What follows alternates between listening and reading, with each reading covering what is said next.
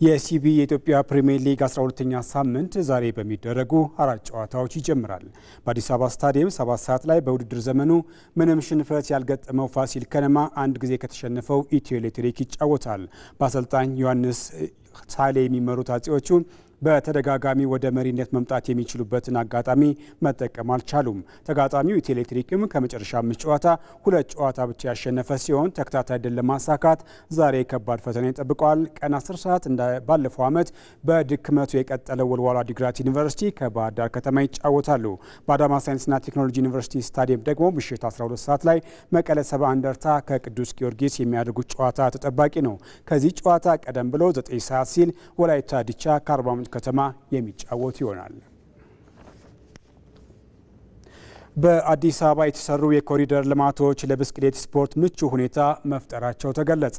በጥር ወር አዳማ ላይ ለሚደረገው ሀገር አቀፍ ውድድር ላይ ስፖርተኞችን ለመምረጥ በተሰናዳው በዚህ የምዘና ውድድር ላይ የብስክሌት እጥረት ችግር እንደሆነባቸው ተሳታፊዎች ተናግረዋል። አብርሃም ተስፋዬ ተጨማሪ አለው።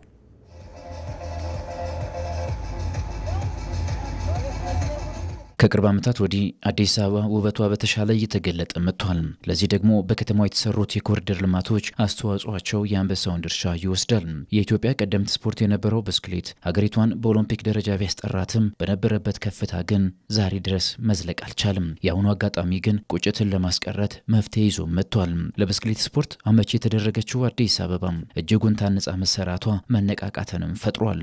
በአፍሪካም በዓለም አቀፍ ደረጃም የከተማችን እድገት በፈጣን ሁኔታ ውስጥ እየሄደ ነው ያለው። ከዚህ ውስጥ እንግዲህ እንደ መንግስት ትኩረት የተሰጠው የስፖርት ዘርፉ ነው። የስፖርት ዘርፉን ደግሞ በከተማችን በአጠቃላይ ስንመለከት ከ1530 በላይ የሚሆኑ የስፖርት ማዘውተሪያ ስፍራዎች ተሰርተዋል። ስለሆነም እነዚህን የማስተዋወቅ ኮሪደር ልማቶቻችንን የማስተዋወቅ በተለይ ደግሞ በሪቨር ፕሮጀክታችን ላይም እንደዚሁ የባይክ ሌኖችም ትራኮችም ተገንብተዋል። የስፖርት ማዘውተሪያ ስፍራዎችም ተገንብተዋል። ስለሆነም እነዚህን የማስተዋወቅ ስራ ነው አንዱ።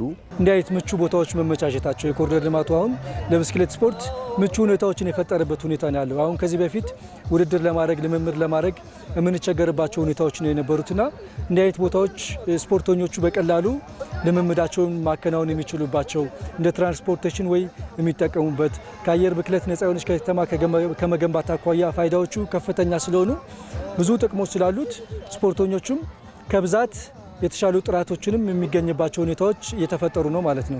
ይህ ውድድር በጥር ወር አዳማ ላይ ለሚደረገው ሀገር አቀፍ ውድድር ከተማ አስተዳደሩ ስፖርተኞችን ለመምረጥ አልሞ ያሰናደው ነው። ከአዋቂዎች በዘለለ ታዳጊዎችን የሚያካትተው የአዲስ አበባ ብስክሌት የምዘና ውድድር አብዝቶ ከያዛቸው ጥንካሬዎች በዘለለ ከታዳጊዎች አንደበት የሚነሱ ውስን ችግሮችም ተስተውለውበታል። እኔ በሳይክል ትልቅ ቦታ መድረስ እፈልጋለሁ። ቱር ደ ፍራንስ ሳይክል የጀመርኩት ከ2 ዓመቴ ነው። እዚህ የሳይክል ፌዴሬሽን ውስጥ ደግሞ ያልተሟላ ነገር ብዙ ነገር አለ። አንደኛ ነገር የሳይክል እጥረት አለ። ብዙዎቹ ሳይክል ይዘው አይመጡም እና ደግሞ በየፌዴሬሽኑ ሳይክል ቢሰጥ ጫማ ቢሰጥ እኔ እፈልጋለሁ። በእኛ እድሜ መሆን አለበት። አሁን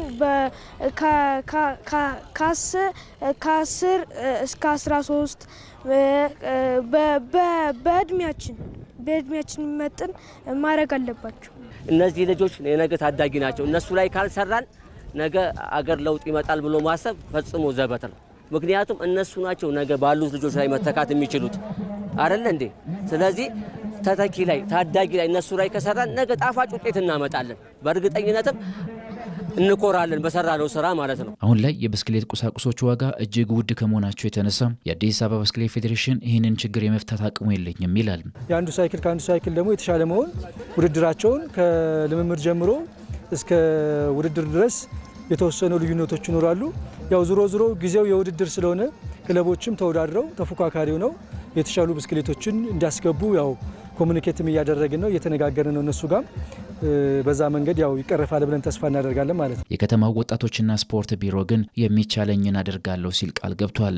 ውጤትም ማምጣት የሚቻለው ትክክለኛ ብስክሌት ይዘህ ስትወዳደርና ስትገባ ነውና ከዚህ አኳያ መታየት የሚገባቸውን ነገሮች እናያለን። እኛም መደገፍ የሚገባንን ማገዝ የሚገባንን በተለይ አቅም የሌላቸውን ፕሮጀክቶች ላይ ታዳጊዎች ላይ ደግሞ የመደገፍ የማገዝ የኛም የቢሮአችን ተልእኮ ስለሆነ ከዚህ አንጻር ቀጣይ ትኩረት ሰጥተን እንሰራለን።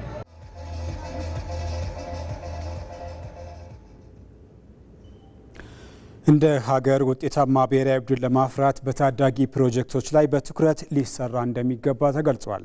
ይህንን በተመለከተ በአዲስ አበባ የሚገኘውን የወይራ ሰፈር ታዳጊዎች ፕሮጀክት የተመለከተው ሪፖርተራችን እስማኤል አሚን ነው። የታዳጊዎች ስልጠና በስፖርቱ ዘርፍ ያለው ሚና እጅግ ላቅ ያለ ነው። የታዳጊ ፕሮጀክቶች እግር ኳስ ስፖርት ላይ ያላቸው ተጽዕኖ ደግሞ ወሳኝነት አለው። ታዳጊዎችን በእግር ኳስ መርህ ቀርጾ ማሳደግና ማብቃት የታዳጊ ፕሮጀክቶቹ ዓላማ ነው። የወይራ ሰፈር እግር ኳስ ፕሮጀክት ላለፉት 15 ዓመታት በታዳጊዎች ላይ ጠንክሮ መስራቱን የእግር ኳስ ፕሮጀክቱ መስራችና አሰልጣኝ አቶ ስንታየው አሰፋ ይናገራሉ። ታዳጊዎችን ለሀገር ማብቃት ነው ትልቁ ዓላማ አርግተን የተነሳ ነውና ይሄን ያለ ዓመትም ስናስቆጥር ታዳጊዎች ካለባሌ ቦታ አርቀው በትምህርታቸው ጠንካራ ሆነው ሳይንሳዊ በሆነ መንገድ እግር ኳስን ስልጠና አግኝተው ቤተሰቦቻቸውንና አገራቸውን እንዲጠቅሙ አድርገን ለማብቃት ነው እየሰራን ያለ ነው። ከ300 በላይ ሰልጣኞችን አካቶ በእንቅስቃሴ ውስጥ የሚገኙ ፕሮጀክቱ የተቋቋመለትን ዓላማ ማሳካቱን አያይዘው ገልጸዋል። የተለያዩ ክለብ ላይ ልጆች አሉ፣ የተለያዩ ተጫዋቾች።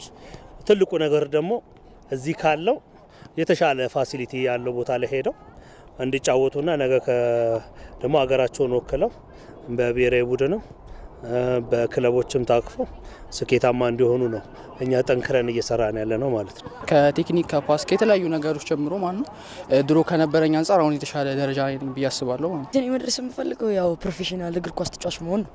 ካለንበትም አንጻር አሁን ለምሳሌ ከዚሁ የተነሳ ከናንም ብናይ አሁን ናሽናል ቲም ላይ ነው ያለው። እንደሱ የኛንም ቲም ወክሎ እንደሄደ ሁሉ ከዚህም 5-6 ተጫዋቾች እየሄዱ ያፈራሉ ብዬ አስባለሁ። እኔም እንደነሱ መሆን እፈልጋለሁ። የስፖርት መሰረተ ልማት ግንባታዎችን በስፋት መገንባት ዋነኛ መፍትሄ መሆኑ ግልጽ ቢሆንም በአካባቢያቸው ያለው ውስን የማዘውተሪያ ስፍራ አማራጭ ቢበጅለት የተሻለ እንደሚሆን ተናግረዋል። አካባቢያችን ላይ ያው ኮንዶሚኒየም ያለበት አካባቢ ነው፣ ማህበረሰቡ ይበዛልና ማህበረሰቡ ደግሞ ስፖርታዊ እንቅስቃሴ የሚያደርግበት የመለማመጃ ሜዳ ውስን ነውና በአሁን ሰዓት መንግስት ለስፖርቱ ትልቅ ትኩረት ሰጥቶ ብዙ ሜዳዎችን በየአካባቢው እየገነባ ነውና እኛ አካባቢ ላይ አንድ ያለን የማነብራን ትምህርት ቤት ሜዳ ነውና ከሱ ሜዳ ባሻገር ተጨማሪ ሜዳዎች አካባቢው ላይ ቢኖሩ አካባቢው ላይ ያሉ ማህበረሰብ በረፍት ጊዜያቸውን ስፖርታዊ እንቅስቃሴ እያደረጉ የሚያሳልፉበት ተጨማሪ ሜዳ ያስፈልጋቸዋል። በቀጣዮቹ 10 ዓመታት በሁሉም ዘርፍ አሸናፊ ብሔራዊ ቡድን ለመገንባት ታዳጊዎች ላይ መስራት ትክክለኛ መፍትሄ መሆኑን ያስታወሱት አሰልጣኝ ስንታየው አሰፋ ክለቦች ወደ ታች ወርደው መስራት እንደሚገባቸው ገልጸዋል። ሴካፋ ላይ በኢትዮጵያ እግር ኳስ ፌዴሬሽን ታዳጊዎች ላይ አብሶ ዩ17 ላይ እየተሰራ ያለው ነገር ጥሩ ሆኖ ሳለ ግን ያው ለአንድ ብሔራዊ ቡድን ወይ ለ25 ተጫዋች ብቻ ፎከስ ማድረግ ሳይሆን በተለያዩ ክለቦች ላይ ከታች ከ13 ከ15 ዓመት በታች ክለቦች ተጫዋቾችን አቅፈው ታዳጊዎች ላይ ቢሰራ ውጤታማ ነን ብለን እናስባለን። ክለቦች ተዋረድን ጠብቀው መስራት እንደሚገባቸው ያሳሰቡት አሰልጣኝ ስንታየው የእግር ኳሱን እድገት ለማሳለጥ የመፍትሄ ሀሳቦች መኖር እንዳለባቸውም ገልጸዋል። ሁሉም ክለቦች ላይ ብትሄድ የሚጀምሩት ከ17 ዓመት ነው። ስለዚህ እስከ 17 ዓመታቸው ድረስ ፕሮጀክት ላይ ይቆያሉ ማለት ነው። ያ ደግሞ ተገቢ ነው ብዬ አላስብም። ከታች ከታዳጊዎች ላይ ክለቦችን አስገድደን ታዳጊዎች ጀምሮ ትኩረት ተደርጎበት ቢሰራ ሀገራችን ከ20ና 22 ዓመት እየጠበቀን የአፍሪካ ዋንጫ መግባት ሳይሆን በየጊዜው አፍሪካ ዋንጫ ላይ የመገኘት ነው ህልማችን እኛና በተቻለ መጠን ወደ ታች ተሰርቶ በክለቦች ላይ አስገዳጅ ሁኔታዎች መጥተው ከ13ና ከ15 ዓመት በታች ቢሰራበት ውጤታማ እንሆናለን ብዬ አስባለሁ። የአፍሪካ ዋንጫ በሞሮኮ እየተከናወነ ያለው የምድብ ሁለተኛ ጨዋታዎች ትላንትና ፍጻሜያቸውን አግኝተዋል። አልጄሪያ ወደ ጥሎ ማለፉ መሸጋገሯን ያረጋገጠችበትን ውጤት አስመዝግባለች። ሱዳንን በአፍሪካ ዋንጫ ተሳትፎ ከ1970 በኋላ የመጀመሪያ ድሏን አስመዝግባለች። የአፍሪካ ዋንጫ የምድብ የመጨረሻ ጨዋታዎች ዛሬ የሚከናወኑ ሲሆን ደቡብ አፍሪካ ከዚምባብዌ፣ ሞሮኮ ከዛምቢያ የሚያደርጉት ጨዋታ ተጠባቂ ሲሆን አስቀድሟ ከምድቧ ያለፈችው ግብጽ ደግሞ ከአንጎላ የሚያደርጉት ጨዋታ ይጠበቃል። በእንግሊዝ ፕሪሚየር ሊግም ትላንት ቶተንሃም ሆትስፐር አሸንፏል።